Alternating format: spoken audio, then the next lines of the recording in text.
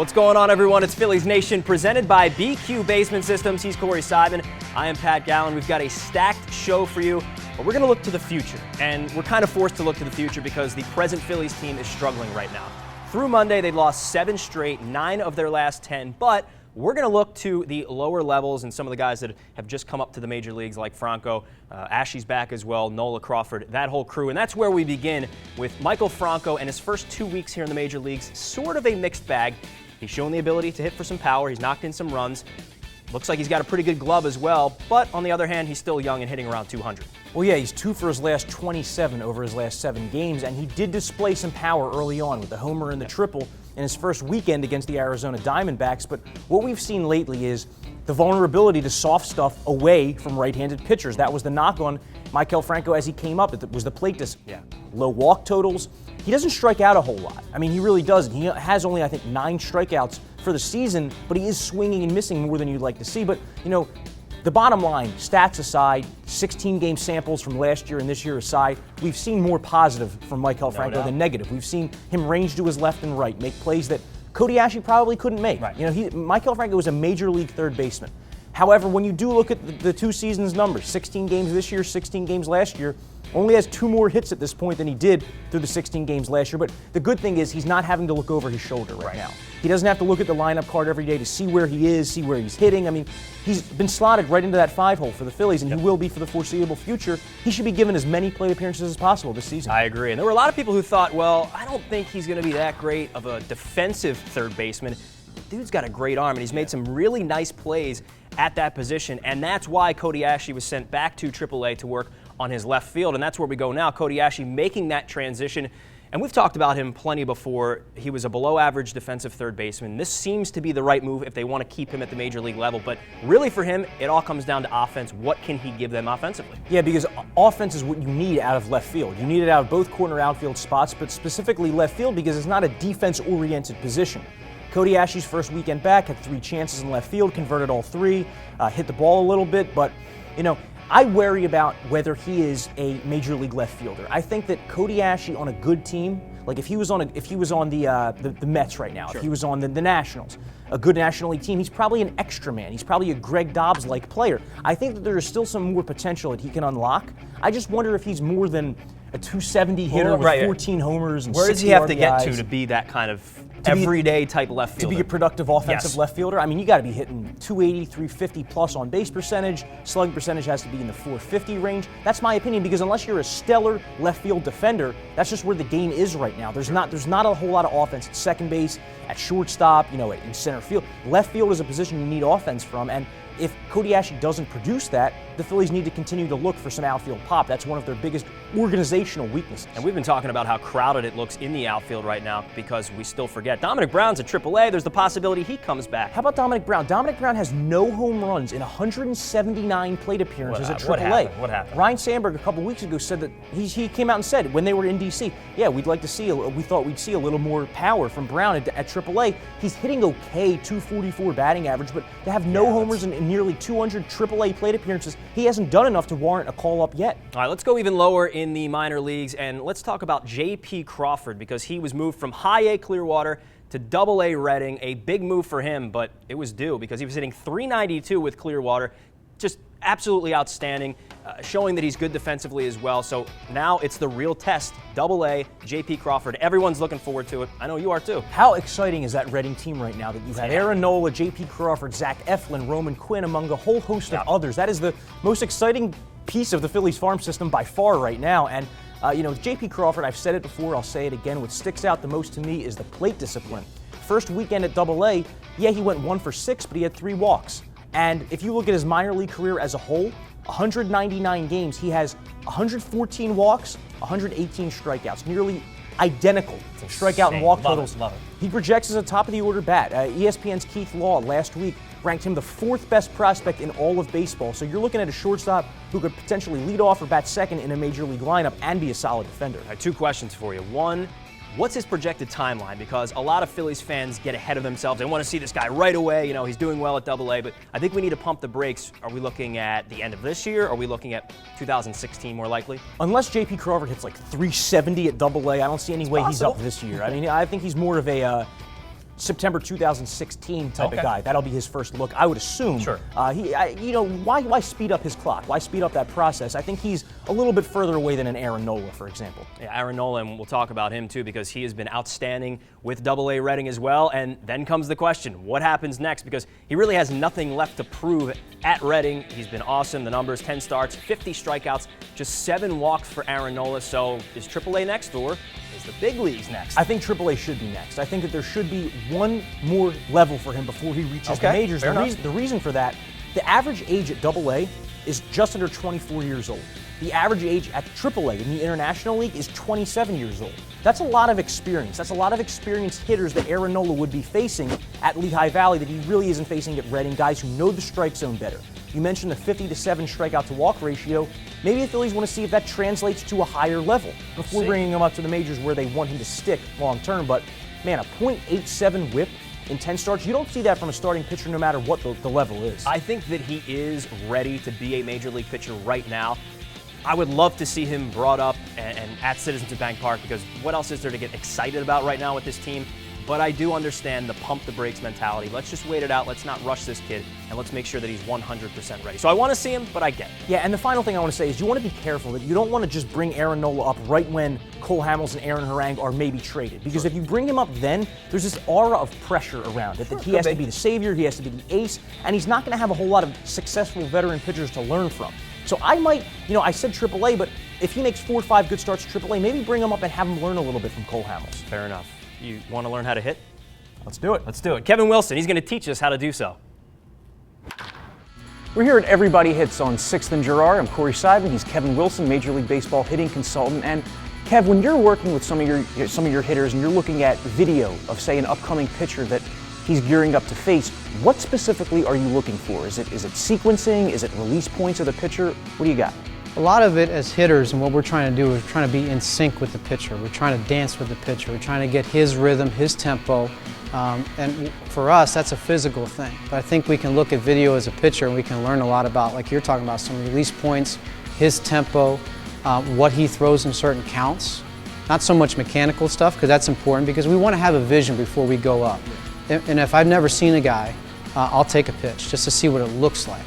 Now, we're talking about being aggressive all the time, but if I don't know what it looks like, I just want to see one pitch. Because at the major league level, all I need is one pitch to see how it operates. But if I can get a little cheat sheet on that by looking at some video, then I've got a little bit of a play before I see it. Now, it doesn't do it really justice to what it is in the box facing that guy, but it gives us a little bit of an insight into what it could look like. I do like to look at the video by understanding what pitches are thrown in certain counts, because going back to an approach and a plan at the plate, that's what I need to know. If he's a 1-1 count, he's always throwing a breaking ball in a 1-1 count to left-handed hitters, and I'm a left-handed hitter. Well, over a course of time, 90% of the time, that's it. Well, I'm probably going to be sitting on that pitch too, so I can use it for a lot of different things. Yeah, so mental preparation is important, but we all know the phrase "think long, think wrong." Is the overabundance of video, can that sometimes be a negative? Certainly, I think so. I think depending on who you are. Some guys cannot watch too much video because they overanalyze some stuff. There's guys that take it, they watch the video for what it is, they take apart the things that are going to help them, and they don't overanalyze it. So I think it's to each his own with that. I've had guys where I've had to kick out of the video room because they overanalyze it, it becomes a detriment to them and their brain. So I think it's an individual thing. You have to understand your player. If you're a coach, you have to understand your player and what they can take and they can't take. Video is a big thing nowadays, obviously. Technology today, I think, is great, but we also have to understand who the player is and how that video can either help them or hurt them. He's Kevin Wilson, Major League Baseball hitting consultant. We're here at 6th and Girard at Everybody Hits.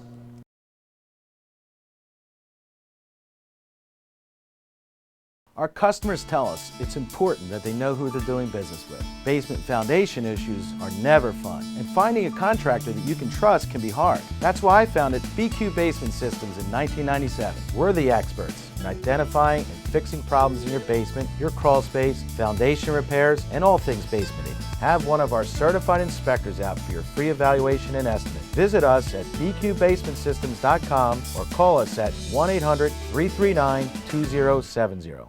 If you're a sports fan, you need to check out Sports Vault. Our stores will surround you with a great selection of autographed memorabilia, licensed apparel, trading cards, and novelties.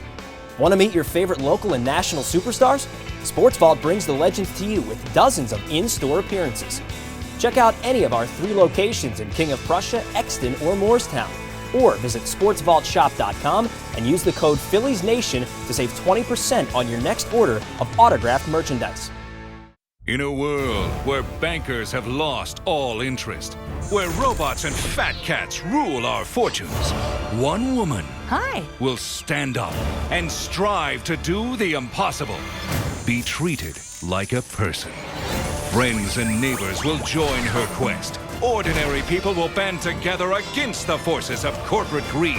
And together they will form Philadelphia Federal Credit Union, already in a neighborhood near you.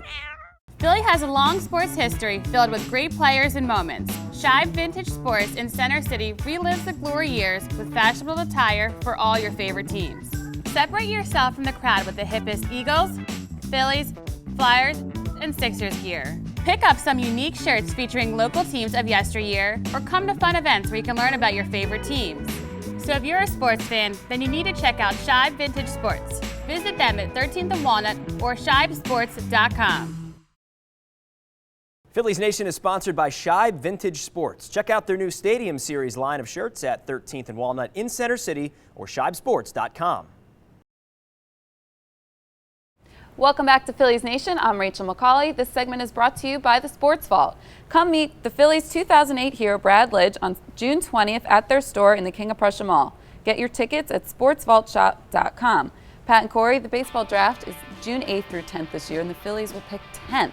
What kind of things do you think they'll be looking at? It doesn't really make sense to talk about the players, but one of the places that they need is an ace in the minor leagues. Yeah, with baseball, it's a lot different than the other sports because when you're looking at team needs, it's not like the guy's going to be filling that need this summer or even next year unless you get a guy, a fast tracker. But even someone like Aaron Nola, who they drafted last summer, he might not be up here until at earliest September of this year, maybe August of this season, and he's a guy who sped through the minor league system. But when you look at the Phillies farm, they could use a catcher. That's probably the biggest area of weakness is catcher. Outfield power, first base power, and obviously a top of the rotation arm. I know that, Pat, you would agree with that, right? Yeah, absolutely. And you mentioned Aaron Nola, who is on a fast track, and maybe on a different team. He's at the major league level already, but the Phillies are obviously not there with him just yet. But what does he project as? A number 3, maybe a number 2 type starter. The Phillies don't have that ace type starter, and I think they thought they had that with someone like Jesse Biddle, but they don't have that major power arm that they can say, okay, if we get rid of Cole Hamels in 2 or 3 years, this is the guy that'll take over for him as the ace. So that's one. You mentioned catcher. Who's their top catcher? It was supposed to be Tommy Joseph. Who is it now? It's probably Gabe Leno, who's at AA, but exactly. I would say that the Phillies are in a good position because it's just best player available, very simply. They're not going to draft for need. They're just going to draft the best guy left on the board at that spot, and they have really hit on their last 2 first-round picks, Aaron Nola and J.P. Crawford a year before that. And the power in the outfield, non-existent basically throughout the minor leagues. And that's of importance because you're seeing they have Ben Revere in a corner outfield spot right now. Cody Ashe, we'll see how that we'll experiment see, goes. But he's not. Is he a 20, 25 home run hitter? I think we know the answer to that. Yeah. All right, so let's take a look at some of the trade prospects that they could get for Ryan Howard. Let's start with Ryan Howard. He's had a very good May. He's been hot and cold, but he's done good as a plate. Unfortunately, now he's cold again. Ryan Howard was so hot for that 33-game stretch, but since then he's just, he's back in a lull, and I kind of fear that because teams aren't going to just look at the 30-game sample from the end of April to the end of May. They're going to look at 2012, 13, and 14, and anytime you're reminded of what Ryan Howard did. Look, Ryan Howard has 8 walks and 52 strikeouts this season. So it's not going to be the snap of a finger to move him. I mean, the teams that would be interested, I would assume, the Tampa Bay Rays maybe, they need some thump in the middle of their order.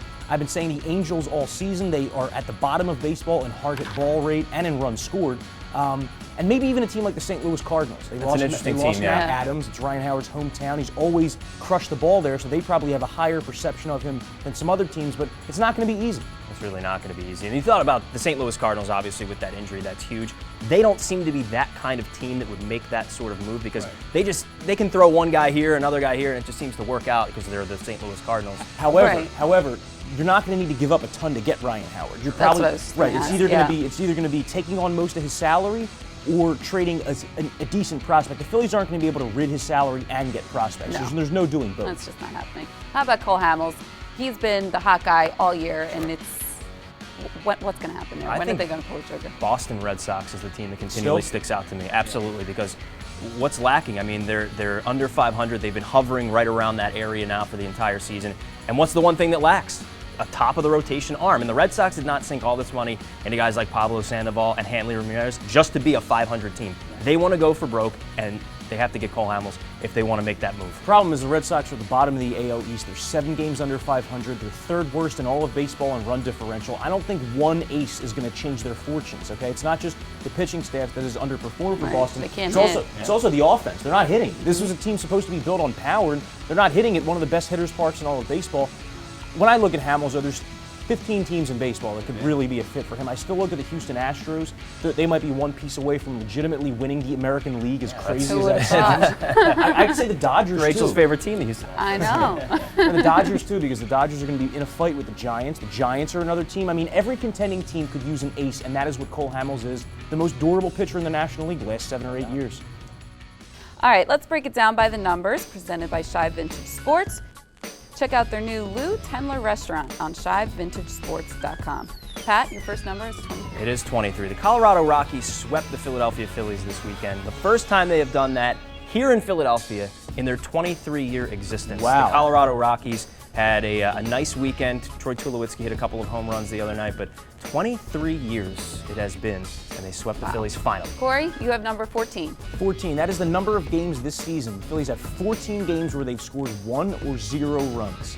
That leads baseball. Not good. That represents almost 30% of their games. They're scoring 1 or no runs. You're not going to win many games like that, even when you have Cole Hamels and Aaron Harang pitching well like they continue to do. How about you, Rachel? Number 20? Yes, number 20. The Minnesota Twins won 20 games in the month of May. That's their most since 1991, and they're in first place in the AL Central. So Pretty impressive. The it Twins, is. the Astros, all these teams. Who saw that coming? No one saw No. that The coming. Twins especially, in a division with the Tigers and the Royals, 2 trendy World Series picks. Yeah, just be in first place. That's pretty awesome. It's something they haven't done for us. Quite a feat, yeah. When we come back on Phillies Nation, Natalie has some tailgating tips with Chef Luke Palladino.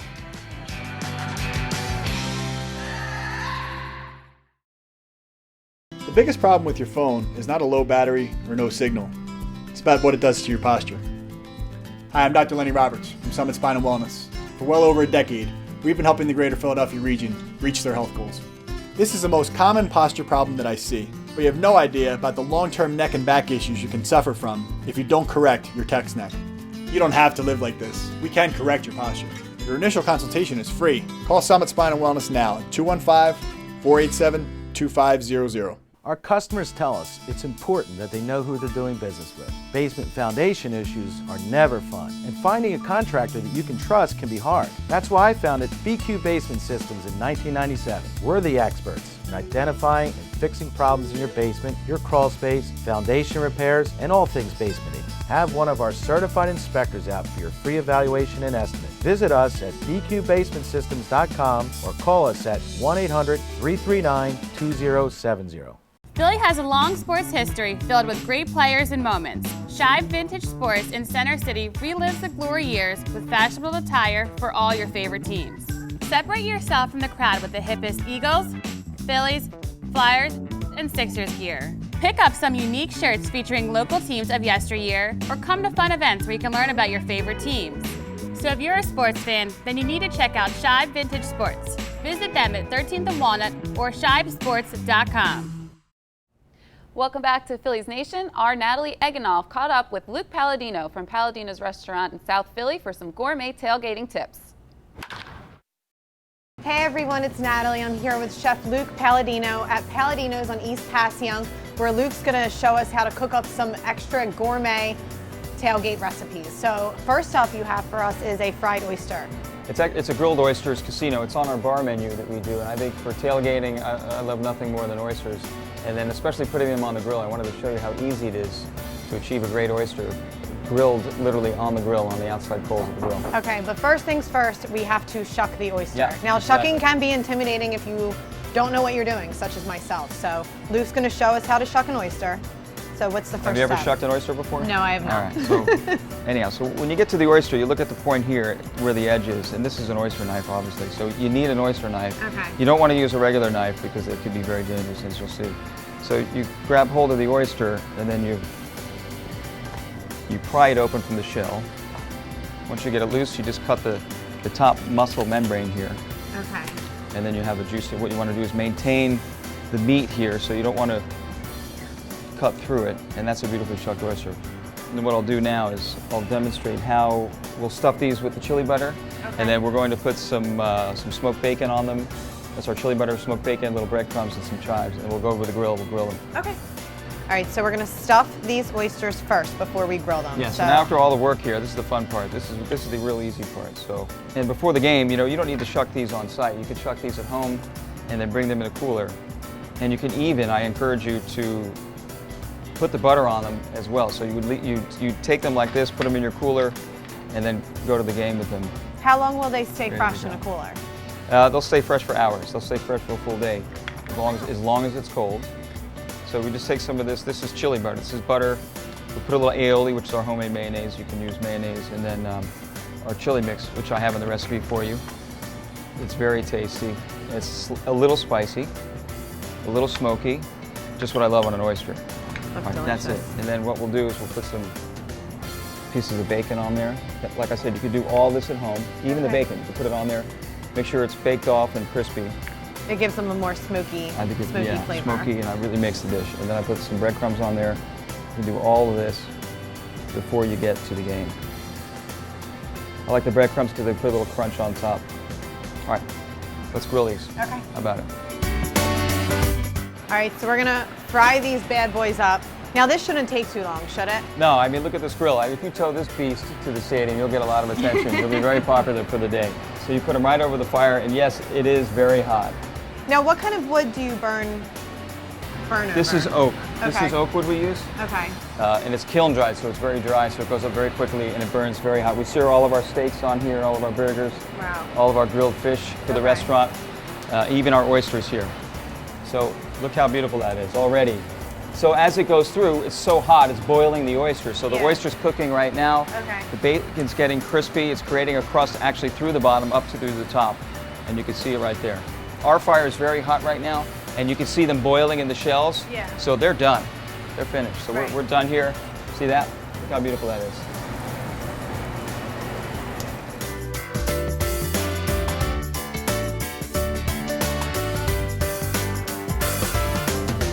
All right, so how do we garnish these?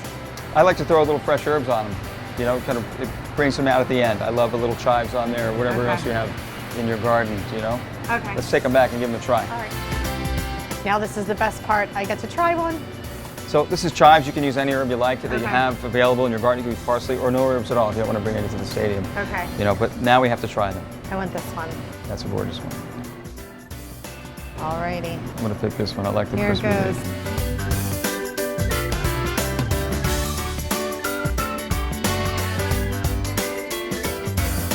This is really good. Pretty awesome, huh? That was super delicious. Make sure you guys come down to Palladino's on East Passyunk. Check out their outdoor seating. They have a great happy hour right on your way to the game. Back to you guys. Thanks, Natalie. When we come back on Phillies Nation, the guys will give their fantasy picks when we return.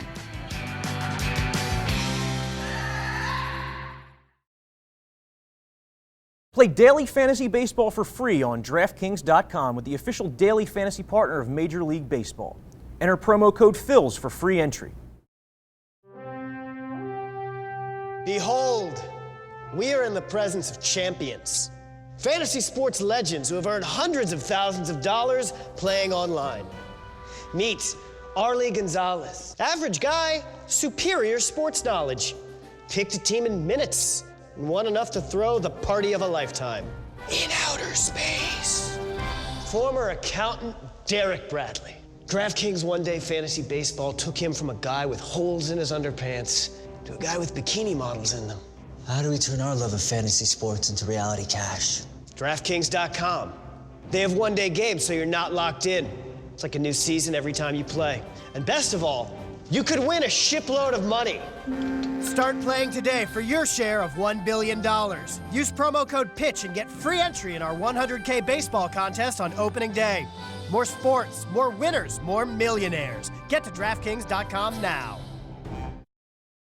In a world where bankers have lost all interest, where robots and fat cats rule our fortunes, one woman will stand up and strive to do the impossible.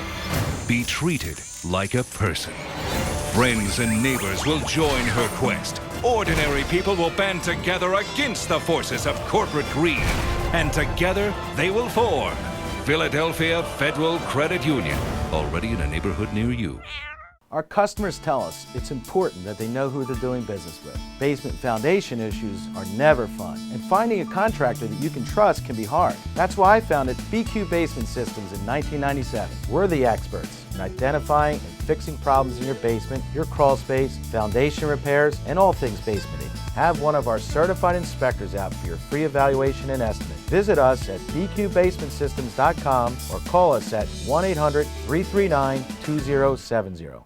Travel is not the exciting adventure it used to be. I still love the destination, yet getting there can be a hassle unless you travel like the pros. Major League Vacations offers exciting personal or group travel options to your team's away game or your favorite vacation destinations. MLV does all the legwork. You focus on the experience. For more than 20 years, MLV has been a trusted partner to thousands of people just like you. Visit MLV.com and make travel exciting again, or call 800-222-6256. Tell them Ricky Bo sent you.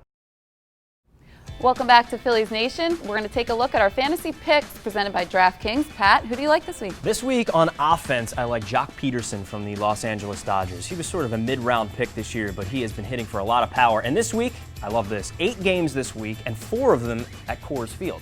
You know how that can go for offensive players. So I like that matchup. Now, later in the week for the Los Angeles Dodgers, they take on the St. Louis Cardinals, who have a pretty dominant pitching staff. But at least for those first 4 games, especially in the middle of summer, anything can happen when the offense is taking part in Coors Field. So I like Jock Peterson. I know it's not a crazy type of a pick because he's done pretty well this year, 12 home runs so far, but he's my offensive guy. And my pitcher is Wei-Yin Chen of the Baltimore Orioles. He takes on Thursday the Houston Astros, who, yes, they are in first place in the American League West, but they strike out a ton.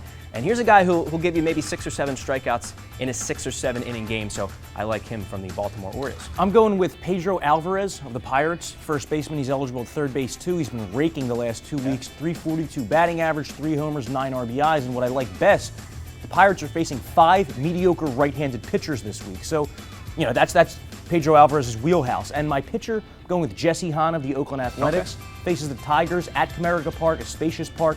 Later in the week, he pitched a complete game shutout against them a couple weeks ago and has a 2.63 ERA over his last 4 starts. How about you, Rach? I'm taking Corey Kluber. I take the easy ones, but he's been so hot lately. It's hard to go wrong with that one with how he's been playing. Taking on the Royals this week? Yeah, you know, a little bit of a tough matchup. It could be a tough matchup. And the strikeouts in DraftKings pay off huge, so a guy like Kluber, big time. Exactly. Corey Kluber. She's Rachel, he's Corey, I'm Pat. That's it for Phillies Nation this week. Hope you enjoyed it. We'll talk to you next time.